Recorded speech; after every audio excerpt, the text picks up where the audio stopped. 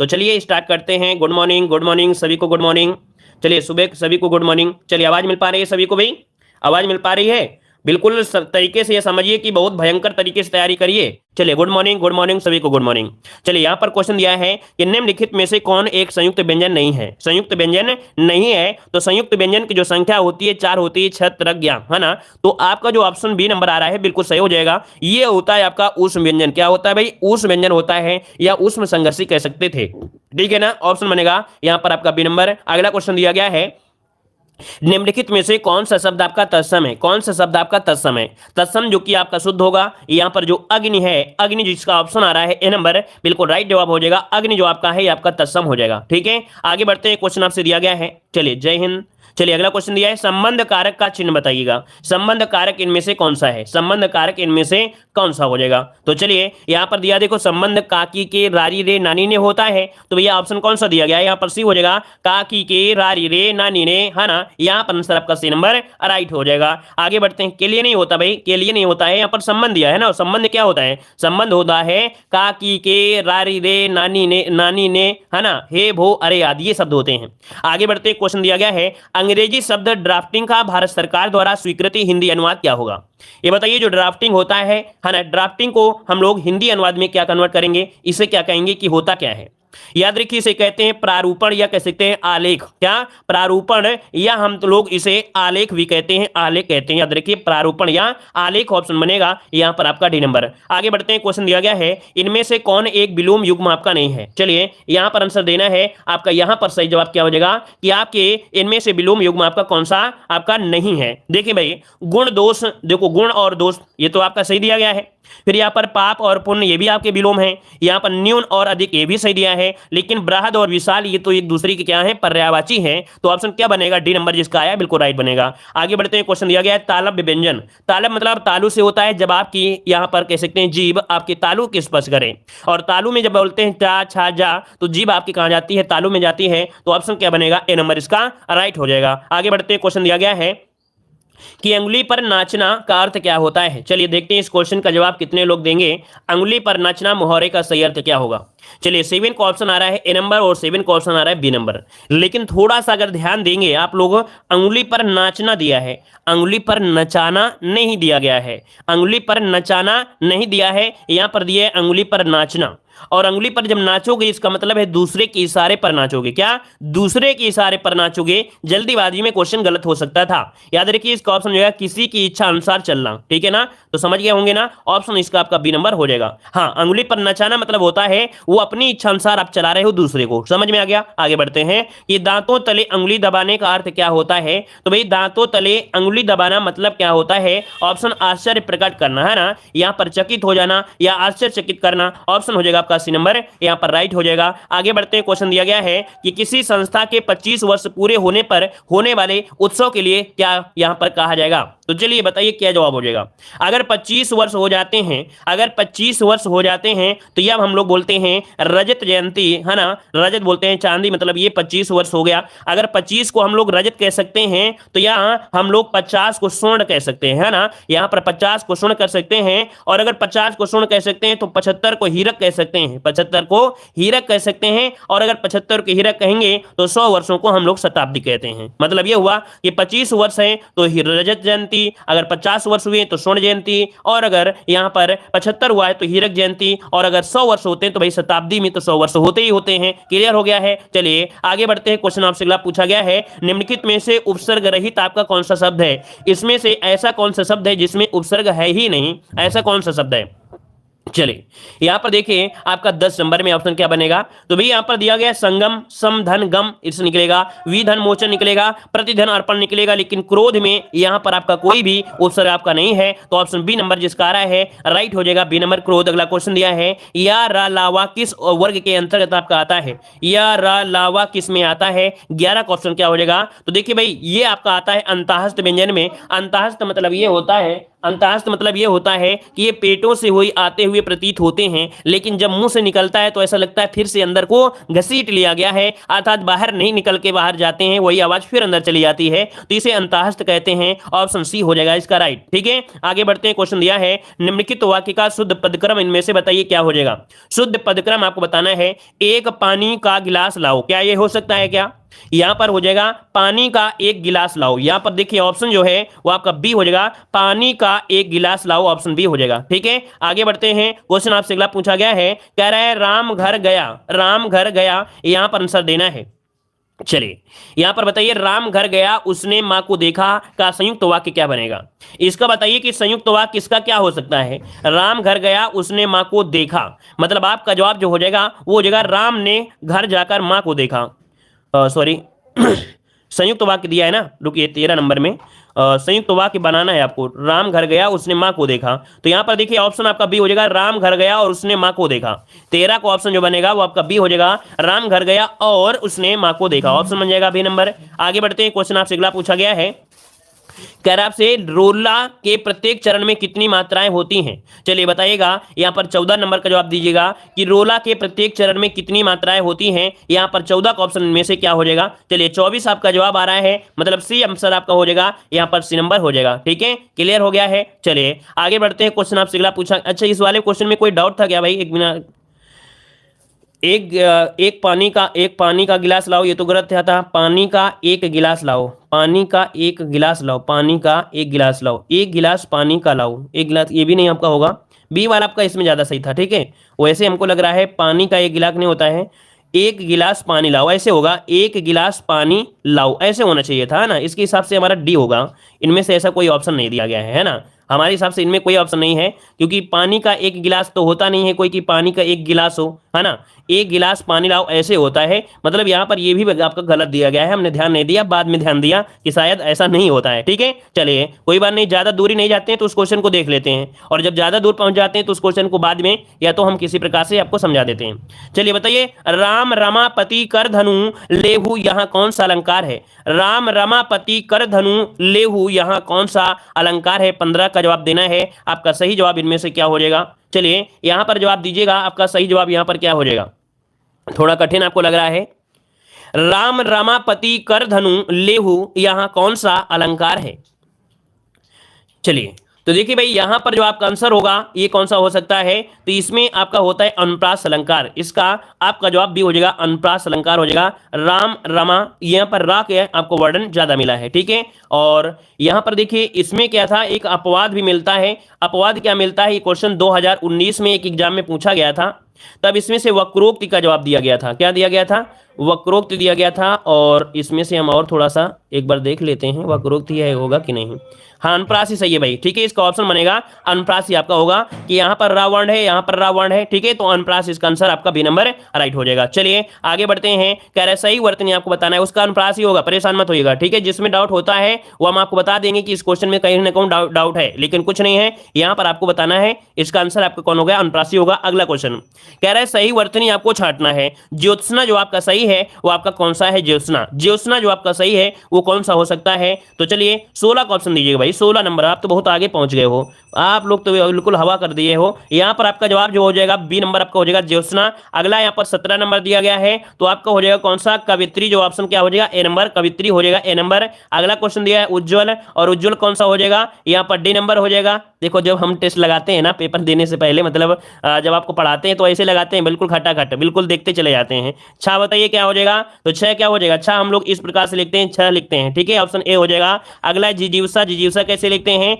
जिजीविषा, मतलब आपका जवाब जिजीविषा, जिजीविषा ऑप्शन क्या हो जाएगा? ए नंबर हो जाएगा। जिजीविषा ऑप्शन आपका बनेगा ए नंबर हो जाएगा। ठीक है, आगे बढ़ते हैं, इतनी स्पीड में पढ़ाएं तो मजा आएगा।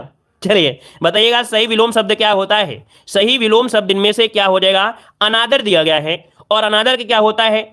अनादर के भाई आदर होता है या यहां पर मान होता है? चलिए यहां पर जवाब दीजिए, आपका सही जवाब दोनों लोग यहां पर मतलब कह सकते हैं, इस वाले क्वेश्चन का जवाब दीजिए। अनादर का विलोम शब्द, चलिए अनादर का आदर होता है, बिल्कुल सही है, इसका ऑप्शन हो जाएगा सी नंबर हो जाएगा, यहां पर अनादर हो जाएगा। ठीक है, चलिए यहां पर अगला क्वेश्चन दिया है अभिज्ञ का विलोम। अभिज्ञ का विलोम, चलिए तो 22 का ऑप्शन हो जाएगा अभिज्ञ का विलोम हो जाएगा अनभिज्ञ हो जाएगा, मतलब ऑप्शन यहाँ पर बनेगा बी नंबर यहाँ पर हो जाएगा। ठीक है, आगे बढ़ते हैं। क्वेश्चन आपसे अगला पूछा गया है कि अथ का विलोम शब्द क्या होता है। चलिए अथ का विलोम इनमें से क्या हो जाएगा, चलिए बताइएगा। अथ का विलोम यहाँ पर क्या हो जाएगा 23 नंबर में, तो भाई इति होता है, क्या होता है, इति होता है। ऑप्शन बनेगा आपका ए नंबर यहाँ पर राइट हो जाएगा। ठीक है, आगे बढ़ते हैं। क्वेश्चन दिया गया है करुण का विलोम शब्द क्या हो जाएगा, तो भाई यहाँ पर करुण दिया गया है, करुण का विलोम। चलिए बताइएगा करुण का विलोम शब्द, चलिए करुण का विलोम शब्द पूछा गया है, तो भाई ये क्या हो सकता है। निष्ठुर होगा, जो कह सकते हैं जिसके अंदर करुणा नहीं होगी, है ना, निष्ठुर कह सकते हैं ना। यहाँ पर जवाब इनमें से बी होगा या सी होगा। देखिए यहाँ पर करुण दिया है, करुण का यहाँ पर निष्ठुर थोड़ा सा ज्यादा उपयुक्त लगेगा, यहाँ पर निष्ठुर कह देंगे। ठीक है, चलिए अगला क्वेश्चन दिया गया है रिजु, रिजु का विलोम क्या हो जाएगा। रिजु का विलोम 25 नंबर में क्या हो सकता है, तो यहाँ पर रिज मतलब आप देख सकते हैं कि वक्र मतलब गोला होता है, रिज मतलब सीधा होता है, इसका मतलब आपका गोला कौन सा है, यहाँ पर ऑप्शन डी हो जाएगा, वक्र हो जाएगा। ठीक है, क्लियर हो गया है। चलिए आगे बढ़ते हैं। क्वेश्चन दिया गया है, अरे 26 का इतनी आगे कैसे पहुंच गए भैया, हम तो 26 में तो पहुंचे भी नहीं है। वाह रे महान महोदय, तुम लोग तो बिल्कुल स्मार्ट हो गए हो कि अब आप लोग तो बिल्कुल आसमान पहुंच गए। अभी हम 26 में पहुंचे भी नहीं है, तब वो पहुंच गए आप लोग। चलिए बताइए, कह रहे नीचे 4 शब्द आपके दिए गए हैं, हम तो कंफ्यूज हो जाते हैं कि पता नहीं आप लोग क्या जवाब दे रहे हो। चलिए बताइएगा कि नीचे 4 शब्दों के समूह दिए गए हैं, प्रत्येक 3 पर्याय है और एक आपका भिन्न है, मतलब पर्यायवाची 3 आपके पर्यायवाची होंगे, एक इनमें से क्या होगा अलग दिया गया होगा। तो 26 में बताइए, कह रहे उत्सव पर्व और समारोह, ये तो सही है, लेकिन उत्साह जो आपका दिया है वो क्या है, इनमें से आपका राइट हो जाएगा, अर्थात इन सबसे भिन्न है, मतलब लगता है अंतर्यामी पहले से देख लिए थे आंसर। अगला बताइएगा कि दिवस, दिन और प्रसून और वासर, अब बताइए 27 नंबर में क्या हो जाएगा।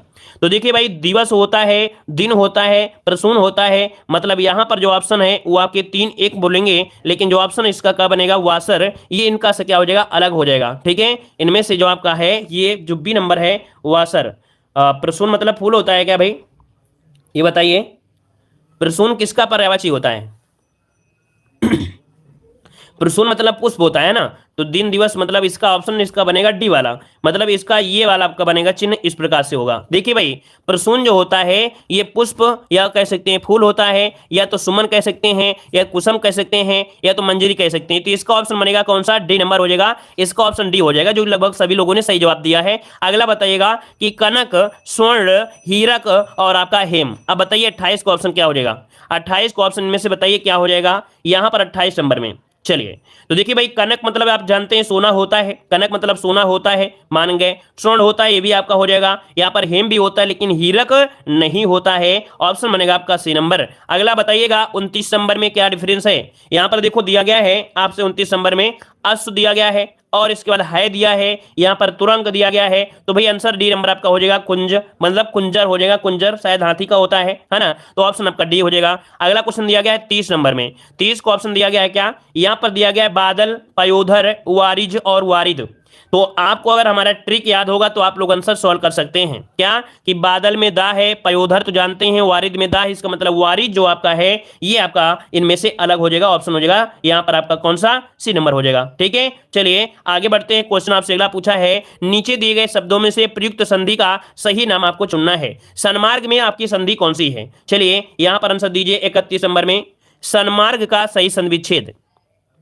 तो देखिए भाई सन्मार्ग जो दिया गया है तो आपका संधन मार्ग मतलब ये व्यंजन संधि होगा, है ना, ऑप्शन बनेगा बी नंबर, ये व्यंजन संधि हो जाएगा। अगला क्वेश्चन दिया गया ज्ञानोदय, ज्ञानोदय का संधि, ज्ञानोदय में संधि क्या होगा, तो ज्ञान धन उदय, क्या निकलेगा यहाँ पर, निकलेगा ज्ञान, ज्ञान धन उदय निकलेगा, ज्ञान धन उदय, अर्थात यहाँ पर क्या हो गया गुण संधि हो गया। गुण संधि किस में आती है, तो आपकी स्वर संधि में, तो ऑप्शन बनेगा ए नंबर आपका राइट हो जाएगा। ठीक है, आगे बढ़िए। क्वेश्चन आपसे दिया गया है निराधार संधि विच्छेद, निराधार का संविच्छेद क्या हो जाएगा बताइए भाई, निराधार का संविच्छेद इनमें से क्या हो जाएगा, निराधार का संविच्छेद क्या बताइए। क्वेश्चन आपसे अगला पूछा गया है, कह रहा आपसे निम्नलिखित शब्दों में से किसमें विसर्ग संधि है।